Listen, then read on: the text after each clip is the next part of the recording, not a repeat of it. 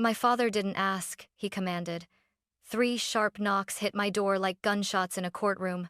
When I opened it, Richard Hayes, my father, the man who once called me his pride, stood there holding a folder thick with guilt and numbers. "I need the money tomorrow," he barked, shoving it into my hands. 800,000. It's Madison's debt, and no delays. 800,000. My sister's mistake. My father's order. My silence. I smiled just enough to make him uneasy. "Okay," I said. 4 hours later, I was rolling a suitcase through the quiet terminal, the sound of my heels echoing like a verdict. I wasn't running away. I was setting the stage. When my father came to collect the money the next day, he found my door locked and a single box waiting on the porch. Inside was everything he'd taught me, and everything he'd lose because of it. He stood in my living room like he owned the air itself. Richard Hayes, my father, the man who could make a room smaller just by breathing. The smell of his cologne hit first. Expensive, suffocating, a relic from his successful years.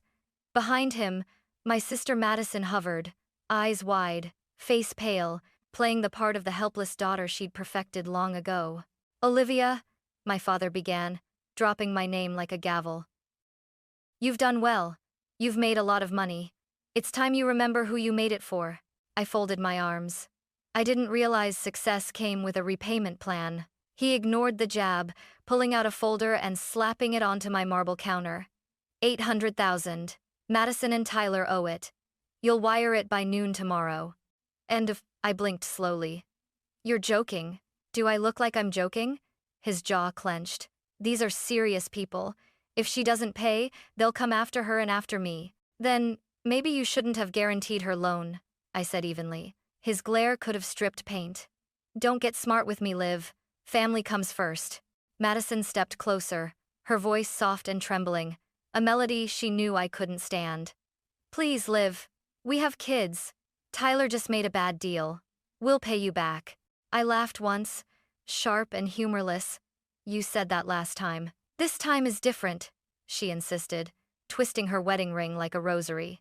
Dad slammed his palm against the counter. "Enough. You'll transfer the money. You've got it. You wouldn't let your sister's children suffer unless you've forgotten what it means to be family." Family. The word landed like poison. I stared at the two of them, the father who turned guilt into currency, and the sister who spent it freely. Then I smiled, a small, unsettling curve of lips. "Fine," I said quietly. "Tomorrow at noon." They both sighed in relief, mistaking surrender for compliance. Madison hugged me lightly, rehearsed, and my father patted my shoulder as if he'd just closed another business deal. When the door shut behind them, the silence in the house changed shape. It wasn't empty. It was alive. I sat down, opened the folder, and looked at the debt. $800,000. Tyler's gambling receipts, Madison's designer statements, my father's signature at the bottom of it all. My smile widened. "Tomorrow at noon," I whispered. "Perfect." There's a family photo hanging in my father's study, framed in gold, lit by a spotlight he installed himself. In it, Madison is smiling like she invented happiness. My father stands tall behind her, and I'm off to the side, cropped slightly by the frame. That photo says everything you need to know about us. Growing up, I learned early that love in our house came with conditions. Madison cried, and Dad fixed it. I succeeded, and he warned me not to show off. When Mom died, he didn't fall apart, he just redirected every ounce of his grief into protecting Madison, the fragile one. I was the strong one, the responsible daughter, which really meant the one we can drain without breaking. I paid for Madison's college when Dad couldn't. I helped cover their wedding when Tyler's startup crashed. I even bought their first house, though the deed sat quietly in my LLC, not their names. Every favor was another knot in a rope I didn't realize I was tightening around my own throat. Dad always said, "Family first." But in his language, family meant Madison first. The more I built my own life, my consulting firm, my apartment overlooking downtown, the more he looked at me like I was betraying him by standing on my own. Independence was an insult. Self-respect, an act of rebellion. So when he slammed that folder on my counter last night, I saw more than debt. I saw a pattern. I saw the way he'd used love as leverage for years, and the way Madison had learned to weaponize her weakness. I poured myself a glass of water and stared out the window at the city lights, wondering how many other daughters had become their family's safety net, how many women like me had been trained to call it duty. $800,000. A sister who wouldn't change, a father who wouldn't stop, and me, the daughter who finally would. By the time the clock struck midnight, my decision was made. The next time my father knocked on my door, he wouldn't find a daughter. He'd find consequences. By sunrise, the plan was already unfolding in my head like muscle memory I didn't know I had. Years of watching my father play power games had taught me something. Control isn't loud. It's silent, calculated, and timed to the minute. I opened my laptop and logged into 3 accounts: personal, business, and one I'd opened quietly under a different LLC. Madison and Dad thought I was just a finance girl. They never realized I'd built entire empires out of other people's chaos. First step: secure what's mine. I froze the joint trust Dad had quietly attached his name to last year. Just for convenience. The convenience was over. Next, I transferred my personal funds to a new private account, disconnected from every family entity. Then, I called Laura Bennett, my attorney and oldest ally. "Tell me you're finally doing it," she said, half asleep but already awake. "I'm done financing their mistakes," I replied. "Good. Do you want quiet or dramatic?" I smiled. "Both." Within an hour, she'd executed every instruction we'd planned months ago, back when I'd first confessed I was considering cutting ties. Title transfers, power of attorney cancellations, revoking signatory rights. Each click was a small freedom signed in pixels. Then came the box. A simple cardboard box, the kind you'd use to move apartments or hide ghosts. Inside, I began to build my message. A copy of every wire transfer to Madison and Tyler. Screenshots of every desperate text from Dad. The deed to Madison's dream home under my name. And a single cashier's check for $10,000. On top, I placed a handwritten note. "You always said family comes first, Dad. But maybe family should come honest first. What you'll find inside isn't revenge, it's a receipt." I sealed it with clear tape, the sound sharp in the quiet room. Then I booked a flight to Maine. One way. As the confirmation email pinged my inbox, a calm I hadn't felt in years spread through me. For once, I wasn't the solution. I was the consequence. By 9 a.m., my suitcase was packed: passport, laptop, a single photograph of Mom and me at the lake. 4 hours from now, my father would be pounding on this same door, demanding money. He'd find only silence, and a box with his name on it. The city was still half asleep when I pulled out of the driveway. Dawn smeared the horizon in pale orange, the kind of light that makes everything look clean, even the past. My suitcase sat on the passenger seat, humming softly with every turn. Inside it, there were no heirlooms, no trophies, no reminders of what I used to call home, just essentials and freedom zipped tight. The airport was almost empty. Businessmen moved like ghosts, clutching briefcases. Parents whispered over sleeping kids. No one looked at me twice, and I liked it that way. I was invisible, something my family had only ever pretended I was not. While waiting in line, I glanced at my phone. 10 missed calls from Dad, 4 from Madison. One message: "Dad, remember who made you who you are." I turned off the screen. For once, I didn't need reminders. Security was quick. The officer smiled, asked where I was headed. "Maine," I said, "starting over." He nodded like he'd heard that before. Maybe he had. At the gate, I ordered coffee stronger than my conscience and watched the sunrise cut across the windows. The last time I'd flown anywhere, it was for Madison's wedding, a weekend of smiles built on overdrafts and denial. Now, I was flying toward silence. When they called boarding, I didn't look back at the terminal. I didn't want to see if anyone was running through it with my name on their tongue. In the small airplane window, the world folded beneath me. The houses, the roads, the weight of expectation. I thought of my father standing in my living room hours from now, confident, impatient, ready to collect. He'd knock, he'd shout, then he'd see the box. I imagined his hand trembling as he opened it, The sharp gasp when he realized the story had changed, and for once, he wasn't the author. As the plane climbed through the clouds, I let out a long breath I didn't know I'd been holding. No more guilt, no more saving, only sky. At exactly 12:03 p.m., my doorbell camera blinked to life. I watched the footage later, sitting on a rented porch in Maine, coffee trembling in my hand. There he was, my father, Richard Hayes, standing on my front step like a man born to own every inch of ground he walked on. His tie was perfect. His expression wasn't. He was angry. Angry men don't knock, they announce. "Olivia!" he barked, pounding the door. "Open up! We had a deal." Madison hovered behind him, clutching her designer bag as if it could protect her from reality. She whispered, "Maybe she's out?" But even her voice sounded unsure. Then Dad saw the box. A plain, brown box, with his name scrawled in black marker. He frowned, bending to open it like curiosity could still be his ally. The tape ripped, the flaps opened.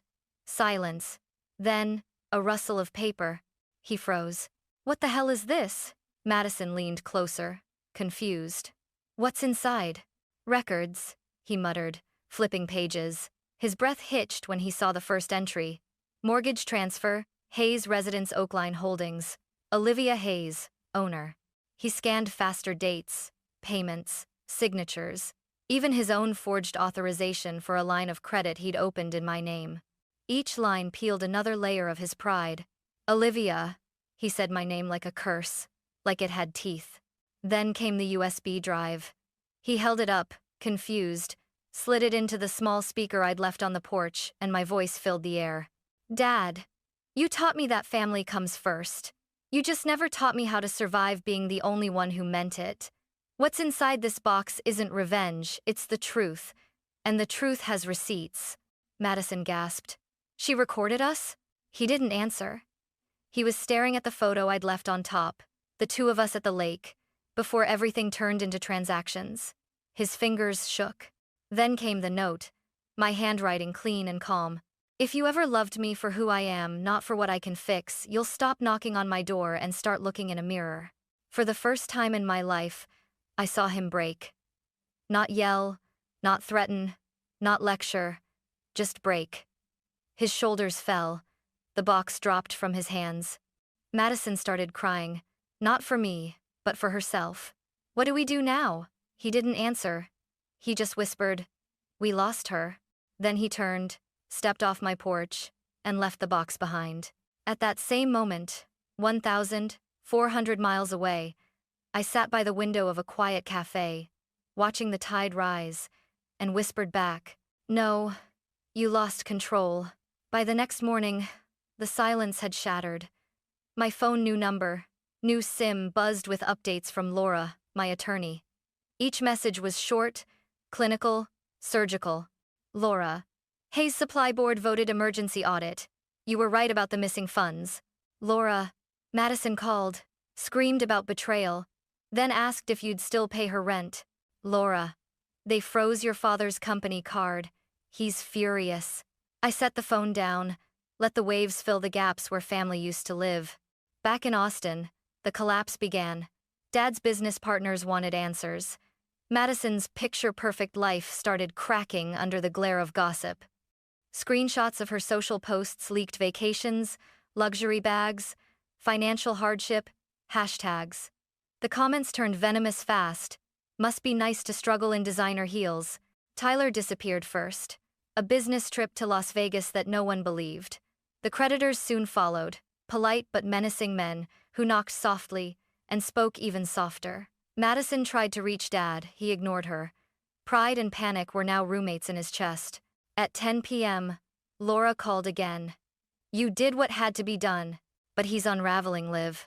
"I know," I said quietly. "He needs to." Later that night, a video clip landed in my inbox, doorbell footage from Mrs. Morales across the street. Madison was standing on my porch again, under the porch light, makeup streaked, mascara smudged into confession. She held the box, screaming my name like it could rewind time. "Liv, we're family. You can't just vanish." Her voice cracked, then softened into something small. "Please, I don't know what to do. I closed the laptop. The sound of her pleading lingered longer than I wanted to admit. But I didn't cry. Not this time. Because this was the part no one ever teaches you. When you stop saving people, you have to watch them learn to swim, or sink. 2 days later, a message arrived from Laura again. Laura, your father resigned from Hayes Supply. Board replacing him with the VP. Clean exit. I reread it twice. Relief came in strange ways, quiet, thin, but real. For the first time in my life, my father's power no longer extended to my bank account, my conscience, or my heartbeat. I wasn't the good daughter anymore. I was the woman who finally made peace with being misunderstood. It was a week later when my phone rang again. Unknown number. I almost ignored it until instinct whispered his name. Olivia. My father's voice was quieter than I remembered, stripped of its usual authority. We need to talk. I hesitated. Why? Because I finally understand what you did. The air in my small rental room went still. You mean the box? I mean everything. He exhaled shakily. You embarrassed me, Liv, but you were right to. And, for a long moment, neither of us spoke. Somewhere outside, the main wind rattled the window pane like it wanted to eavesdrop. I can't fix this, he continued. Madison's furious. The company's gone. But for the first time, I'm seeing things clearly. You were never the problem. I was. I leaned back against the wall, closing my eyes. The man speaking wasn't the one who had ordered me around like an employee. He sounded human. Dad, I said carefully. I didn't want to destroy you. I know, he said. You wanted to wake me up. Consider me awake. His voice cracked. Do you know what Madison said to me yesterday? She asked who was going to save her now. And what did you tell her? I asked softly. He gave a hollow laugh. I told her she'd have to learn what saving herself feels like. I didn't respond right away. My heart ached, not with guilt, but with recognition. Maybe this was what healing looked like. Two people finally speaking, without the weight of money between them. I saw your mother in you that day, he said finally. When you smiled at me and said, okay, that calm, that was her. A lump rose in my throat. Mom wouldn't have let it go this far. No, he admitted. But she'd have been proud you did something I never could walk away. Silence stretched. Soft, but heavy. What now? I asked. I don't know, he said. Maybe we start by being honest. Maybe I stop pretending control is the same as love. I wanted to stay angry, but the truth broke something open inside me. For the first time, I heard regret in his voice. Not manipulation, not guilt, real remorse. I'll be in Maine for a while, I said, trying to remember who I was before all this. He chuckled faintly. Then, maybe one day, when you're ready, I'll visit without any folders or demands. Bring coffee, I said quietly. Not debt. He laughed a small, tired sound. Deal. When the call ended, I stared at the ocean beyond my window. The wind carried the scent of salt and new beginnings. For years, I thought freedom meant escape. But maybe it meant something simpler. A conversation without control. 3 months later, I found peace in the smallest things, the smell of coffee before sunrise, the sound of seagulls arguing outside my window, the way silence no longer felt like punishment. Maine had a way of washing people clean without asking permission. I'd started teaching financial literacy workshops at the local community center, just 10 women at first, all of them carrying their own versions of my story. The mother who always lent, the sister who always forgave, the daughter who always paid. When I spoke about boundaries and self-worth, I wasn't lecturing. I was confessing. Madison called one evening. Not crying this time, just tired. Dad's doing better, she said softly. He joined some kind of group. Accountability, I think. That's good, I replied. And me? She hesitated. I got a job. At a furniture store. Real one, not online. I smiled. You proud of yourself yet? Trying to be, she whispered. I didn't think starting over would feel this quiet. It's supposed to, I said. Quiet means you stopped running. Then she said something I hadn't heard in years. Thank you, Liv, for not rescuing me. When the call ended, I cried not from pain, but from the strange relief of finally letting go. Weeks later, My father sent a single postcard. A picture of a fishing dock, blue water, his handwriting small and uneven. You were right. I taught you everything about business and nothing about love. Learning now. Proud of you. Dad. I pinned it above my desk. That night, I walked down to the shoreline, the wind cold and forgiving. I thought about everything that had happened, the box, the flight, the fallout, the conversations that healed more than they hurt. For the first time, I wasn't waiting for anyone to knock on my door, because this time, the only thing on my porch was the sound of the sea, and the kind of freedom that doesn't need forgiveness to exist. True story.